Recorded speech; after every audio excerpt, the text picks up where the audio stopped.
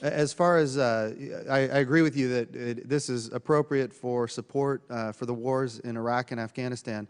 The question is, we know that there is going to be a demand for commercial satellite communications, 5 years from now, 10 years from now, in this region of the world. We know there's a baseline. Can we define that, and can we count on you to come up with a definition of what that is? That's what I'm trying to get out of the work that's been going on. I mean, we have a certain baseline that we buy to. We have some organic capability, obviously. And then, of course, the spot market, as you mentioned, is expensive. So if we can forecast our needs with some confidence, we ought to be able to acquire some capability with a better business deal than the ones we're currently cutting. There might be some much smaller, but still residual need to use the spot market occasionally. But I'd like to reduce the amount that we're relying on that. So I think we're in agreement on the goal here. Sure. Just a question of how we get there.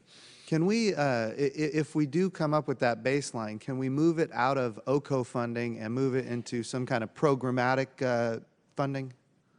I don't know the answer to that. Let me take that one for the record. Okay. I don't have an answer for you right now. Okay, great. Well, I appreciate you doing that.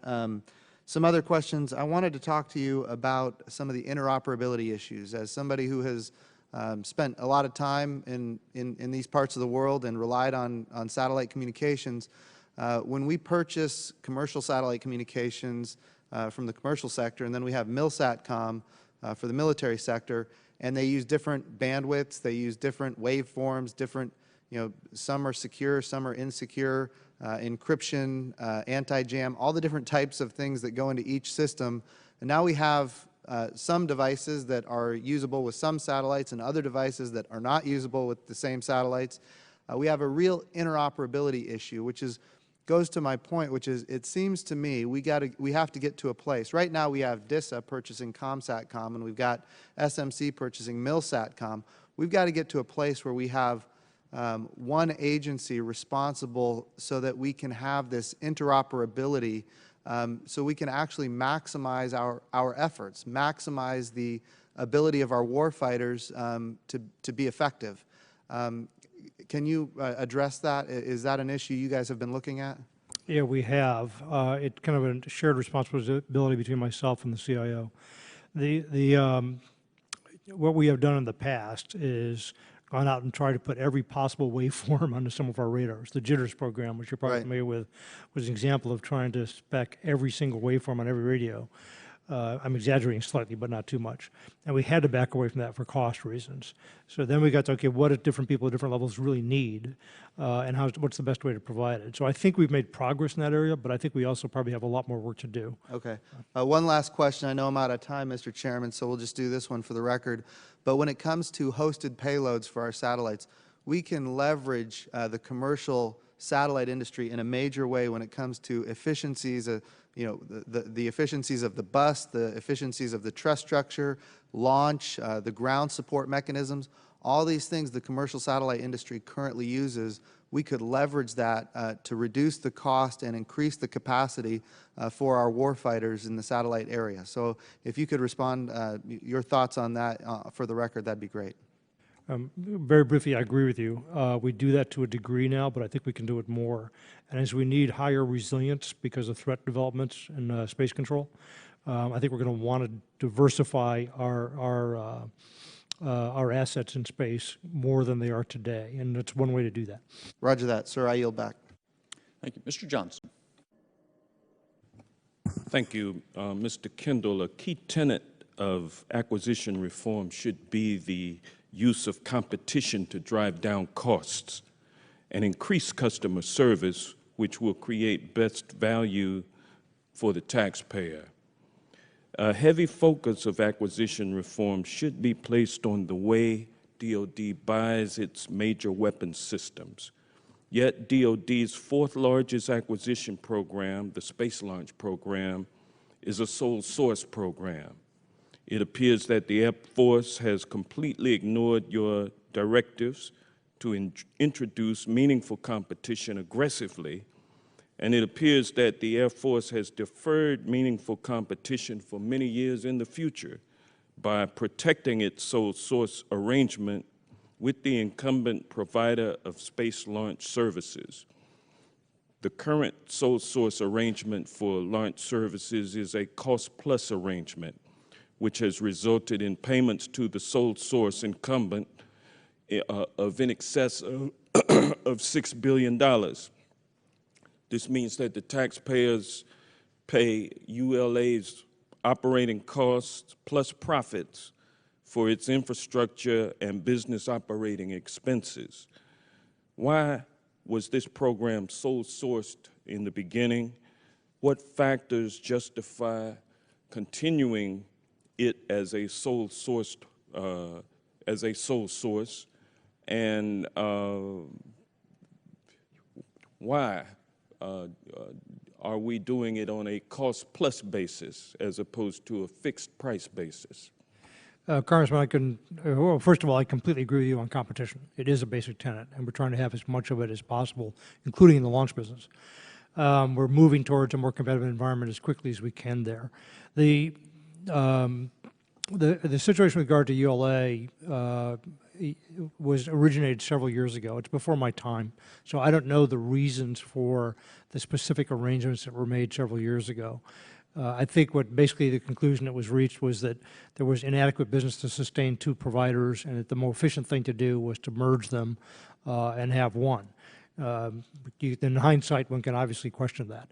Well, I mean, does that factor exist currently? Up to a point, because we are reliant on ULA for certain launches. There is no competitor yet, and it will be some time before we have a competitor for some of those launches. Well, now, SpaceX is coming along. There are other potential competitors coming along that need to go through the certification process. And well, our intent is to get them into competition as quickly as possible. We are going to be very soon releasing an RFP for our first competitive bids for launch. That's an FY15 acquisition. yeah. Well, now, UAL is not the sole source provider of launch services for NASA, is it? I don't honestly know the answer to that question. I do not believe so. I think they use others that the U.S. military may not be able to use. So NASA uses other launch providers. What about in the commercial sector? We've got all of these commercial satellites orbiting the Earth. Are they sole sourced to UAL, or are there competitors that handle those launches? I think it's a mix. I don't know that ULA does any of those launches or not, frankly. What would cause the DOD to not be able to utilize the services of other launch providers who appear to be doing a great job, just as good as UAL, in launching for NASA and all of the other commercial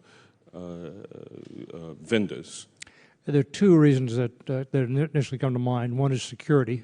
Foreign providers of launch can be a security issue for us because many of our payloads are highly classified. Well, now, currently, is it not a fact that we're using Russian rockets under the UAL sole source agreement to launch DOD payloads? Yes, a Russian rocket engine is integrated into our Atlas launch vehicles. But basically, they provide us with that product, and then we integrate it, and the Russians have no access to our payloads whatsoever. The other consideration I wanted to mention was mission assurance. We've had 70 successful launches, roughly, with ULA. And getting these multi-billion-dollar payloads successfully into orbit instead of into the ocean is a very important consideration for us. So those are the two things that impact on our decisions there. And the cost-plus contract as opposed to the fixed price? The cost-plus for the services piece of it is because of the difficulty in predicting those costs because of the changes in the manifest and so on. I'll yield back. Thank you. Mr. Rogers. Thank you, Mr. Chairman. Mr. Kendall, I want to follow up on the subject area that Mr. Bridenstine visited with you a few minutes ago, and that's this commercial satellite opportunities. As you're aware, I chair the Strategic Forces Subcommittee, and one of my concerns has been the inadequate number of satellite resources that we have. And I've had the chance to visit with the acquisition folks from the Navy, the Air Force, and the Army, and it always comes down to a scoring issue. Everybody recognizes, as you said a little while ago, it's good business to figure out a way to do these multi-year leases and to do as Mr. Bridenstine suggested, and that is that we piggyback on some of these commercial satellites for narrow opportunities or needs that we have. I do know in March of 2013, y'all announced a 90-day study on acquisition that might have addressed this. Do you know what came of that? I'm sorry, sir, which study was that? It was a 90-day study to address the acquisition of commercial satellites in March of 2013, and I didn't. That's the study I think that I asked Ms. McFarland and Terry Takai to conduct, which I mentioned earlier is, I believe, finished at this point essentially and just hasn't been briefed to me yet. Okay, good. Well, what I'd like to know is, aside from that study, who's in charge of trying to address this? I think you recognize the need here and that it's a smarter way to deal with it. And I ask this for this reason. We've already done this in military housing very successfully, but it took statutory involvement. So I guess my question is, are you to the point to where you recognize that it needs to be done and whether or not we need to address CBO scoring statutorily or what? Great question. Let me take it for the record. I don't have the answer for you yet, but I do think there's a better way to do business, and we need to see what the obstacles are to doing that and see what we can do to remove them. So let me get back to you on that one for the record. Of this kind of thing? Is it General Polakowski, or is it you, or who's in charge of kind of? Shared responsibility between the CIO, right now Terry Halverson, and myself, Okay. we've worked it jointly. Great. Well, I appreciate that. I know it's very complex, but it's also very important that we start dealing with this. And the commercial side is getting really frustrated with us. And one of the concerns I'm seeing from them is they're recognizing their real growth and opportunity is in the private sector, and they're moving away from the focus on the Defense Department. We need that partnership. You and I both know it. We can't do what we do in any realm of the defense infrastructure without the private sector's involvement in a robust way. Last question, and I've been frustrated with the NNSA, and we have this committee that's working on NNSA reform. Can you shed some light on what you think we should do with NNSA since you give them billions of dollars a year? It's a tough question. We work closely with NSA. We have a good cooperative relationship. I chair the Nuclear Weapons Council, which met yesterday, actually, with the director of the NSA and all the relevant DOD people involved. We oversee the Nuclear Weapons Modernization Program, the LEP programs primarily, and we try to correlate them so that they're aligned with our platform programs. The problem we've had over the last few years has been that because of budget cuts, largely, it's been sort of a moving target, and it's been hard to stabilize that program so we could execute it effectively. We've also been transferring resources from DOD, which started with Secretary Gates several years ago, to NSA to kind of make up some of their budget shortfalls, which, because of the way it happens, is late in the budgeting process within the administration, is very disruptive of our plans.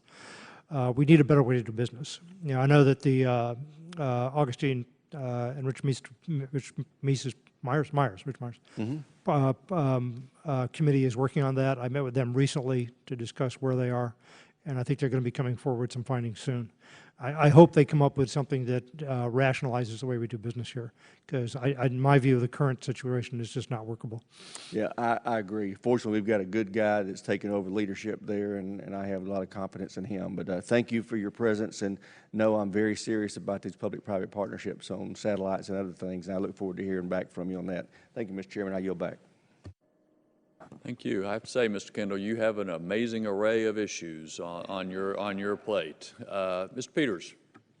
Thank you, Mr. Chairman, and thank you for holding the hearing today. And I just want to thank the witnesses for being here and to acknowledge that we're in an interesting time for procurement with such innovation going on. And it strikes me that the foundational law, if I'm not mistaken, is from 1990. Which, when I was in a law firm, we were arguing about whether we should put personal computers on each desk. And so things have changed quite a bit because you now have a personal computer in most pockets.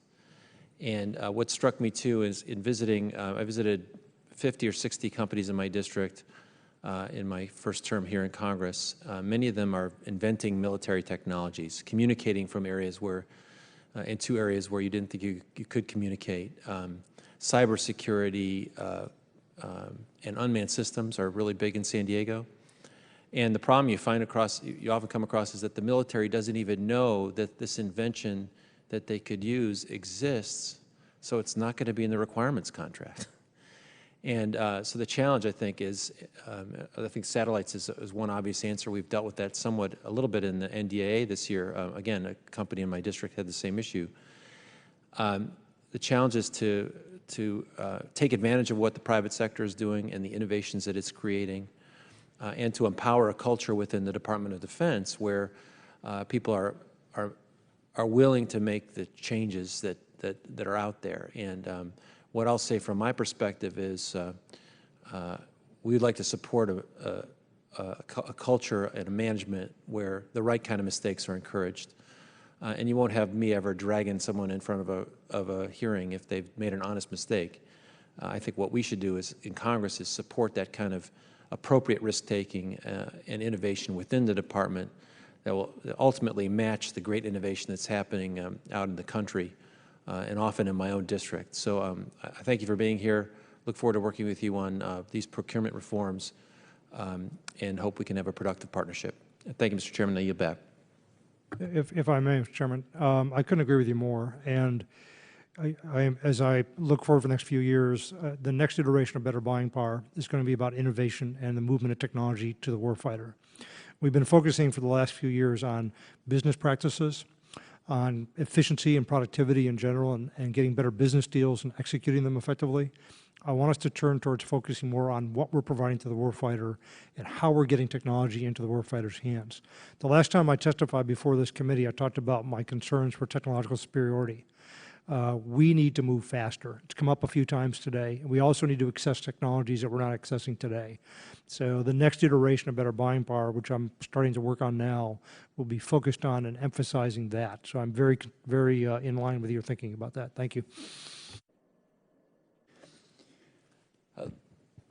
Let me go back over a few of the things we've talked about, but I want to start with Mr. Peters' point because I think it's really important. And I'm struck, we've had so many conversations about satellites and other sorts of technology that just emphasizes basically where we started today, and that is we have to have top quality people trained and experienced to even understand the commercial business and the fast pace of change in order to make these decisions. And I think that a lot of what we talk about comes down to that judgment call. Sometimes it's not going to go well, but if you're learning something, you know, then maybe that's okay. If you're just trying to minimize the risk, then that's kind of where I think so much of the system is these days, at least as far as I hear. And I don't know if this is an analogous situation or not. I wanted to go back for a second to the Bell issue that Ms. Spear raised. I hadn't heard about it before I came in here, but as I read the report, what they find is that the contracting officer automatically paid what DOD had previously paid for the spare part and did not do the market analysis for how that we could get it for a better deal. Is that, Mr. Kendall, is that your understanding of the bottom line of that? I've just seen the one-page summary, but that is my understanding of what happened in this instance. Okay. You know, as a very busy purchasing person is trying to go through things and focus his or her attention on all the different parts that they're trying to buy, one way to sort through them is to say, is there an already well-established price that I think I can rely on because somebody in the past determined that was a good price? We have to at least sample those to make sure that we're not, you know, consistently making mistakes there. But the new item, such as the one that came up later in the testimony, is the one where you'd want to focus your attention more because you didn't have an established price. So when you have, I'm not making excuses for anything here, by the way. No, I'm just trying to flesh this out a little bit. But you know, and to your point about people making honest mistakes, I don't know what happened here. I'm not going to comment on the specific case. Yeah. But if someone's doing their best, working extra hours, overtime, trying to get the things that the warfighter needs, and makes that kind of a mistake, that's understandable. But if the company's trying to consistently overcharge us for something, that's not acceptable. Yeah, absolutely. We got to get at that. Yeah, no, I think everybody's in complete agreement. I guess the point I'm making is that we will be buying more and more commercial things, and so we need government folks who are familiar with not only the technology, but the contracting practices, how all that works. Yeah, what we've established is a body of, many times the purchasing people don't have the technical expertise to assess whether they can look at the product, they can look at the price, and if it's a $10 hammer, that's probably reasonable. If it's a $600 hammer, red flags should go up all over the place. But some things it's a lot harder than that to make an assessment. You know, you have exotic materials potentially, you have an unusual design that's difficult to manufacture. We've put together teams of technical experts that our purchasing people can call on now when they have a question. And something raises a flag in their minds about, is this really reasonable or not? Do I have enough data? So they can get a better technical assessment about what that product should cost to get a determination as to whether it's reasonable or not. That can expedite the process, but it also gives them somebody to go to who has the right kind of relevant expertise to assess that object. And Ms. Barna, just on that topic, technical expertise, do y'all keep any sort of statistics on the people who are hired into the acquisition force and what sort of certifications, background, experience they have with information technology, for example? Sir, we don't maintain specific statistics in the personnel realm. That may be maintained in the acquisition realm with regard to the certification of each individual that comes on board. And just so I can understand, so a hiring decision is made by somebody to fill a vacancy. Yes, sir. In the acquisition, they've got to then come to you to process it through the normal way, and I want to get to expedited way in just a second. And so your job basically is to go through that normal civil service process for a civilian that is that somebody in either Mr. Kendall's shop or one of the services wants to hire to do acquisition. We make the policy, sir, in PNR. Acquisition has servicing, human resources, personnel experts who actually would engage in that hiring process. And of course, that process would rely extensively on what's called the crediting plan, which is created by the acquisition, the technological specialists who know particularly the capability that they're looking for from the person they're seeking to fill a particular position. Okay, and I realize this would be hard, but y'all don't really keep statistics on qualifications, experience, attributes of people who are brought into the system? Not specific to, yes, sir. Yeah, yeah. Okay. Congressman Thornberry, we are doing that for program managers and people who take some of the key acquisition positions. And I've been looking carefully at that, trying to understand whether we're getting the right kind of skill sets or not, and how that correlates to results in the field. But the hiring process in general is somewhat decentralized. I mean, people, the immediate supervisor might make a selection with or without the support of a board, and then it goes to that person's supervisor, I believe, and then to the human resources organization, for whatever organization that is, for a final check. Right. I think that's the general process we follow for hiring, at whatever organization's doing the hiring. Well, let me pursue that for just a second, because Ms. Barna, in your testimony, you talk about the hiring flexibilities available department-wide, including expedited hiring authority. Yes, sir. So, Mr. Kendall, how often does that help y'all? There are a number of tools that we can use. We can use expedited hiring authority for certain specialties. I think that there's a statutory provision now that gives us some flexibility for scientists and engineers we're still implementing. We have cases like individual program augmentees that we can bring in from industry on a temporary basis, highly qualified experts we can bring in. So there are a number of tools like that that we use as well. Sir, our statistics show that the acquisition court is using the expedited hiring authority almost 40% of the time. Okay, thank you. That's interesting. And the other thing you mentioned in your testimony is the acquisition demonstration project, and you say that you just submitted to OPM a federal register notice. Can you explain if they approve that, what then will that allow? That will essentially streamline the process of allowing new organizations to join the ACDEMO project, as we call it. Previously, an individual organization that believed that ACDEMO could benefit the way it was structured and operated had to go through the process with human resources assistance of putting together their own Federal Register notice that would describe how they were going to compensate workers, how they were going to organize their particular pay structure, their particular grading structure. That was all done by the independent organization and then submitted separately to the Federal Register.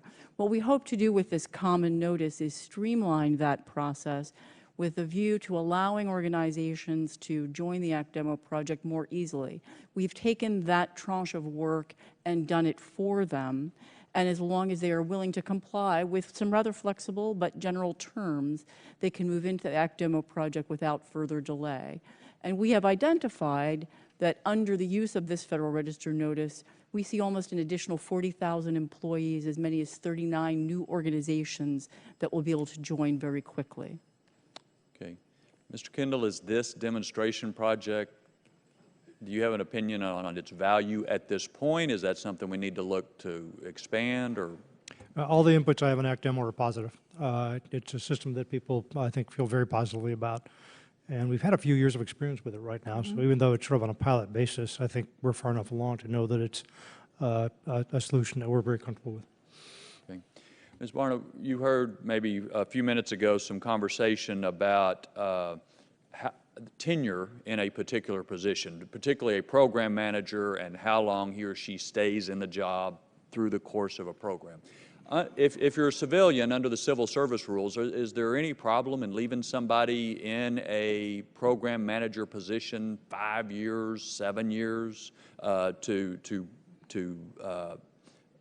maintain some continuity of management? Certainly, sir, from a personnel perspective, there is not. There is a requirement under the law that at least every 5 years, there's an evaluation taken, particularly of individuals in critical acquisition positions, as to whether or not their continued presence in that position is in the best interest of the government and the individual. Of course, that gives management the opportunity to assess whether it is good to continue or whether perhaps another option is better. But from the civilian perspective, there's nothing on the personnel side. I would defer to Mr. Kendall as to whether there's something on the operational side that might weigh in favor of either answer. In practice, what we find is that a couple of things. One is that civilians who become program managers and do it for a period of years and then are ready to move on to some other responsibilities, it's often hard to find that next position for them. What's the thing that's, they have grown themselves to become essentially a program executive officer, but those are all essentially military slots, or deputies often that these people can move into. So a career progression that takes someone as a civilian who's become a program manager. Now, I think, frankly, that for an ACAT-1 multi-billion-dollar program, becoming the program manager and staying in it until you retire isn't a bad thing. If you're really good at it, that's what I want those people to do, because I need really good program managers. That's one issue. The other issue that we encounter in practice is with senior executives and in civil servants in general who are reluctant to move geographically. Our military people, it's part of their culture. They move routinely. It's what they do. But getting civil servants to move to take a position in another location can be a difficulty for us. It gets in the way of putting talent where we really need it in some cases. But Ms. Barna, I suspect that it's a very different situation with military program managers. Do y'all monitor career progression for folks who do acquisition work, and then how their career progresses after that? Sir, we absolutely do, and we're very interested in that. Of course, the law requires that they be essentially promoted at the same rate as other officers of the line, if you will. Yeah. And our statistics show that as to the grades of lieutenant colonel and colonel in all of the services, with relative consistency over the last 5 years, acquisition officers have been promoted at or above the averages for their compatriots in other professions. And then the question that is, if it is deemed advisable to leave a military person in that position for a longer period of time than is the normal military rotation, what effect would that have on their promotion ability? And so that, I think it's important to know what's happening now, but as we kind of think about the other options, that's something that we'll certainly want to stay on top of. Mr. Kendall, let me just finish up just with a couple thoughts that came to mind during the conversation. One is, going back to actually something the chairman said at the beginning, we pass a law with the best of intentions, and then sometimes there's no telling what's going to happen with it. So, for example, corrosion is a big deal for a lot of systems, but as I understand it, you can correct me if you know differently, we require, we pass some requirement on corrosion. The department's regulations make it apply to everything, including software. So now, if you're going to go buy software, you got to fill out some piece of paper that it's not going to rust. I actually am familiar with that. Because of a statute, I believe that the person in my office who's responsible for corrosion is a direct report to me. I've aligned that person and his staff with my system engineering office as part of specialty engineering, because that's where it really belongs, actually. But I do get monthly reports from him. And what you said, I think, may actually be true, that because of the way we've implemented this, it is laughable that software would have a corrosion requirement, or that I think I saw it in maybe been a business system it came through. We do try to temper our practices with some degree of common sense, but occasionally that kind of thing gets by us, I'm afraid. Well, it's kind of an extreme example of things that surely between the two bodies we can figure out to put some common sense into it.